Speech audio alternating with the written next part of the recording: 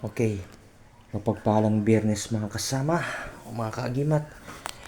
Meron tayong mga bagong tangan ngayon. Actually, bago to. Katatapos ko lang magdasal ngayon eh. Ito yung mga talandrong hawak ko ngayon. Ito yung halos kumpleto na itong mga to eh. Sabi kong halos kumpleto kasi di mo naman may ilalagay sa isang talandro lang eh, di ba? Pero ginawa ko makakaya ko para mailagay lahat to. Actually, pinabasbas ko sila sa Gonzaga, Cagayan pa. Galing pa ako ng Pampanga para mapabasbasan ng ang mga to. Sa isang Divino ko pinabasbas to. Ang unang talandro is ito. Close up natin Ito ang Diyos Ama. Tapos, ang Sator, pangalan ng Panginoon. Mata, at ang Siete Arkangeles. Yan. Mga Siete Arkangeles yan. Tapos ang Birhen Bukas ang Palad sa kabuhayan yan. Tapos ito naman ang simbolong to, ito yung pagka may gusto ka, tinutulungan kang magkatotoo. Ito naman is para sa kalusugan at lakas. Parang kagaya ng mga gamit ko, ayun.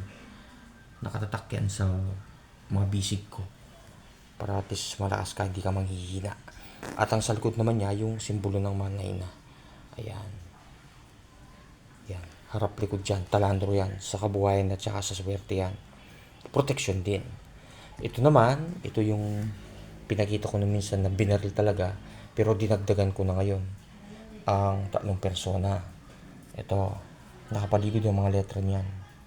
Medyo nahirapan akong gawin yan kasi gawa ng kopya niyan is mahirap talaga may release. Tapos ang pangalan ng Panginoon nandun. Mata, yan, ahami.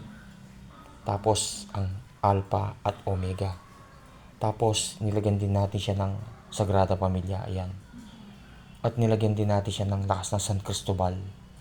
At ito is yung dibinong kakilala namin.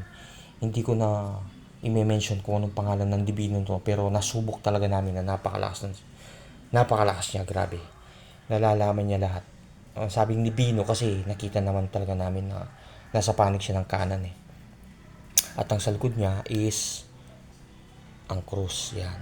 Pinabasbas namin sa kanya yan para lumakas. Kasi nagdadasal ka para sa gabay ng Panginoon, eh meron naman siya mga alagad na tutulong sa'yo na talagang nakikita naman talaga namin effective yan sa bala to at sa mga panganib at protection. Ito naman sa protection din at sa kabuhayan. So dapat nagtatambal yan eh, kalasag at saka sa kabuhayan, kasi hindi ka naman pwedeng puro kalasag lang eh. Paano ka kakain, di ba? Yun lang ang ko masasabi ko sa inyo. Ito, may dasal yan, yung tatlong persona, yung Sancta Anima Sola, yun ang alam kong dasal kong ginagawa ko rito. At ito naman ang Birhen Bukas ang Palad. Ay, ito, mahilig talaga ako sa Birhen Bukas Palad kasi kailangan mo maghanap buhay. Ayan, may mga ganyan ako. Ito naman yung luno. Namamanid ang katawan mo ito pagka tangan mo siya eh. So, yan, alam niyo na yung mga gamit ko. Parati ko naman pinapakita yan eh. Actually, madalang talaga ako maglimos ng mga gamit kasi gawa ng personal ko mga yan. Imagine mo, lahat yan, tangan ko, lahat ng mga yan. Kung susumayin ito, libro ng karunungan eh.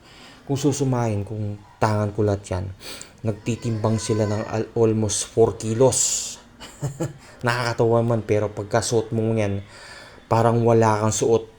Pero pagka pinapitpit mo sa ibang tao, 4 na kilo, yun. 4 na kilo ang timbang nila. Pero pagkasuot mo, parang wala. Parang may suot ko lang na isang belt. Nakakatawa mang pakinggan o hindi ka panipaniwala. Pero pagka may dasal at karga yung mga gamit mo, magaan lang yan. Parang ikaw pang binibitbit. At ito, yan. Ito, alam niyo naman yan, di ba? Yung mga gamit kong yan. Yan, lalo na yung mata. Ito, isa yun sa malakas na gamit ko. Pero palagay ko, nasa gitna siya eh. Kaya pinaghiwalay ko eh. Yun, mga nasa gitna yung mga yun. Ito nasa kanan yan. Meron din akong kaliwa, pero hindi naman sila masama talaga. Kaliwa sila, pero hindi sila yung masama talaga. Hanggat maaari, iniwasan ko magtangan ng kaliwa kasi kanan lahat ng mga gamit mo eh.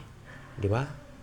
Yan, pinapakain mo sila ng dasal at prutas. Yan, tsaka insenso. Insenso, yan. Naglalait ako ng insenso. Yun lang ang may share ko sa inyo. Sana naman may matutunan kayo. At ang itong sinukwan na to, okay lang magbigay ng sinukwan, pero pagka binigay sa'yo, pinagkaloob sa'yo, tapos pinamimigay mo, nahahati ang kapangyarihan eh. Hindi ko recommend na yung personal mong gamit pamigay mo.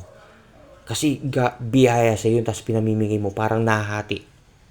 Ito nga eh, hindi man sa nagsisisi, pero yung mga binigyan ko sana nakatulong sa kanila, pero nahati. Nahati ang kapangyarihan niya nung binawasan siya. You know? So, yun lang po may advice ko. Pag may mga gamit kayo, huwag nyo silang pamigay. Kung may bibigyan kayo, dapat yung mga mahal nyo sa buhay. Kasi mahal mo sa buhay yun eh. Ayaw mo siya mapahamak. So, kailangan mong magparaya at bigay sa kanila. Ayun lang po may advice ko sa mga nagtatanga, gusto magtanga ng gimat. Piliin nyo yung nasa panig ng kanan. Kaliwa, bibigyan ka ng kapangyarihan pero panandalian lang. Pero ang kapalit nun is napaka sama. Yun lang po may advice ko at maraming salamat po.